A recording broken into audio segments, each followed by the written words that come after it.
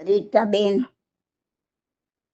તમારો સવાલ છે કે યંગસ્ટરને કેવી રીતે સમજાવવું કે બધા ભગવાન સરખા ના કહેવાય અને બધા મંદિરે ન જવાય. બાળકોને, યંગસ્ટરને કેવી રીતે સમજાવવું? જો એમને સમજાવવાનું કે આપણા જે બધા તીર્થંકર છે, 24 તીર્થંકર અને આગળ જેટલા બી થઈ ગયા અનંતા તીર્થંકર, એ બધા અને બધા જ સિદ્ધ ભગવંતો, એ બધા સરખા છે. એમાં કોઈ ભેદભાવ નથી, કોઈ ઉપર નીચે નથી. કેમ કે એ બધા આત્માએ પોતાના આત્મા પર લાગેલા સંપૂર્ણ કર્મોની નિર્જરા કરીને એ લોકો શુદ્ધ આત્મા બન્યા છે. હવે એમને નવા કર્મો લાગશે નહીં. જેમ કે ખાણમાંથી સોનું નીકળે તો એ અશુદ્ધિ સાથે હોય, પણ એકવાર એને ગરમ કરીને એની અશુદ્ધિઓ બધી કાઢી નાખવામાં આવે અને શુદ્ધ સોનું બનાવવામાં આવે તો એ પછી એને તમે માટીમાં ડુબાડીને લ્યો તો પણ એને અશુદ્ધિ લાગતી નથી, ચોંટતી નથી. એવી રીતના આત્મા જ્યારે નિગોદમાંથી બહાર નીકળે છે પહેલી વાર, ત્યારે કર્મ સાથે જ હોય છે. પણ જે મનુષ્ય, જે આત્મા પોતે સાધના કરીને, પોતે ધ્યાન સાધના કરીને પોતાના કર્મોને બાળી નાખે છે, કર્મોની નિર્જરા કરે છે અને સંપૂર્ણ શુદ્ધ બને છે, એક પણ પુણ્ય કર્મ નથી બચતું અને એક પણ પાપ કર્મ નથી બચતું, એવો જ્યારે આત્મા શુદ્ધ બને છે ત્યારે એ સિદ્ધ આત્મા બને છે. અને એ પછી એને કર્મો નથી લાગતા, એટલે એને જન્મ મરણના ફેરા હોતા નથી. અને એવા સિદ્ધાત્માને જ આપણે આપણા ભગવાન, આપણા પરમાત્મા, આપણા તીર્થંકર, આપણા સિદ્ધ ભગવાન કહીએ છીએ અને એને આપણે માનીએ છીએ, નમન કરીએ છીએ. હવે જે બીજા બધાના ભગવાન છે એ સંપૂર્ણ 100% કર્મોની નિર્જરા કરેલી નથી. જો હજી એમને કર્મો ખપાવવાના બાકી હોય, કર્મો આત્મા પર ચોંટેલા હોય, તો પછી એ કર્મો સાથે લઈને એમને સંસારમાં હજી ભટકવાનું બાકી છે, હજી એમને જન્મો લેવાના બાકી છે, હજી એમને બધા જ કર્મો ખપાવવાના બાકી છે. તો ત્યાં સુધી આપણે એમને શુદ્ધ પરમાત્મા કહી શકીએ નહીં.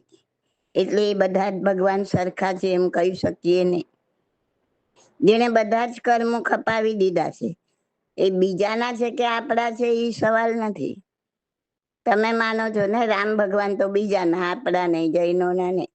પણ રામ ભગવાને પોતે એ રામના અવતારમાં જ પોતે સાધના કરીને સંપૂર્ણપણે બધા જ કર્મોની નિર્જરા કરી અને પોતે સિદ્ધ પરમાત્મા બન્યા.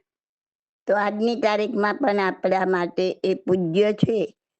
આપણા બધા જ સિદ્ધ પરમાત્માના જેવા જ એ સિદ્ધ પરમાત્મા છે. એમાં કોઈ આપણને ભેદભાવ નથી. એટલે આ કોઈના બીજાના છે એટલે નહીં પગે લાગવાનું એવી વાત નથી. એને પરમાત્મા એ બીજાના ભગવાન છે એટલે નહીં માનવાનું એવી વાત નથી. વાત એ છે કે એ હજી સંપૂર્ણ ક્લીન થયા નથી, કર્મોથી મુક્ત થયા નથી.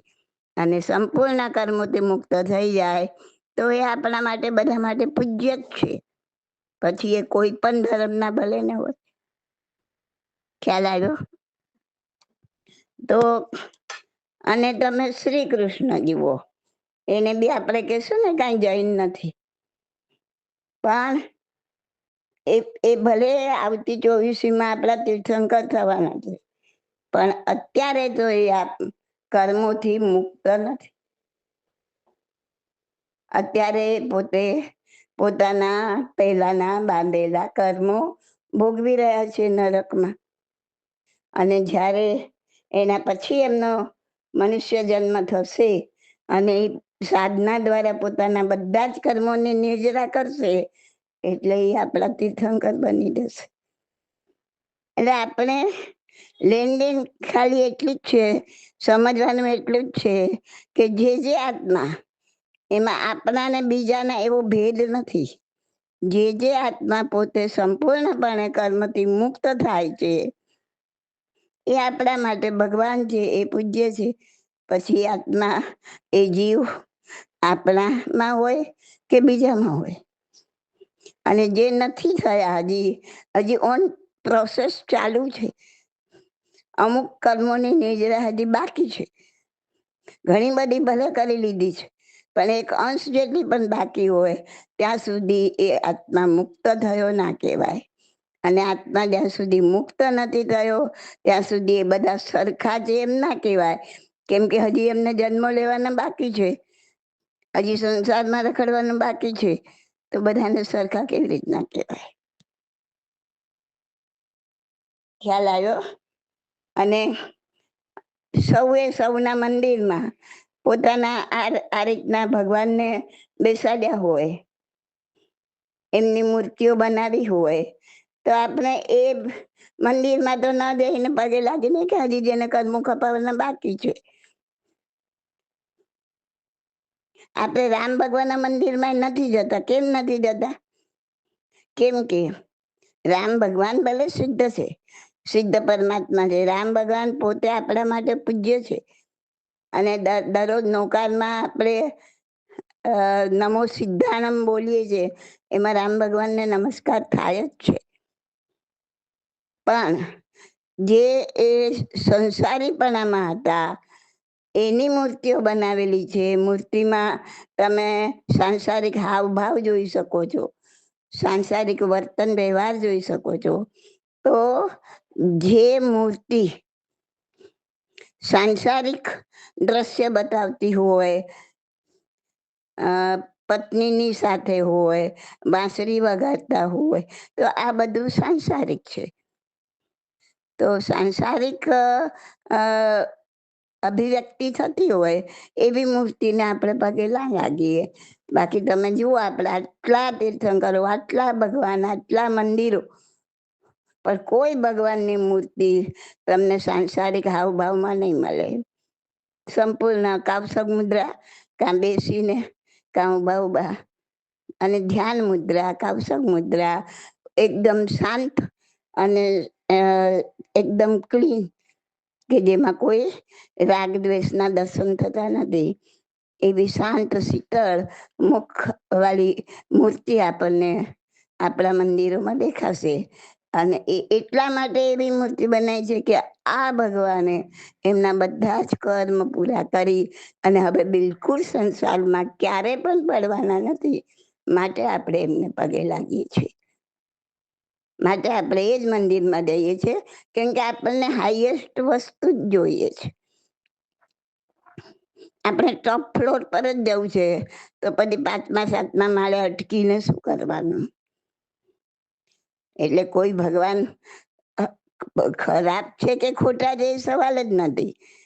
હજી એ લોકોની પ્રક્રિયા ચાલુ છે ઉપર જવા માટેની, ઉપર સુધી પહોંચ્યા નથી. અને પહોંચી જશે તો આપણા માટે પૂજ્ય જ છે. ઓકે, સમજમાં આવ્યું? This audio is by Subodhi Masalia. My contact number is 88500 88567.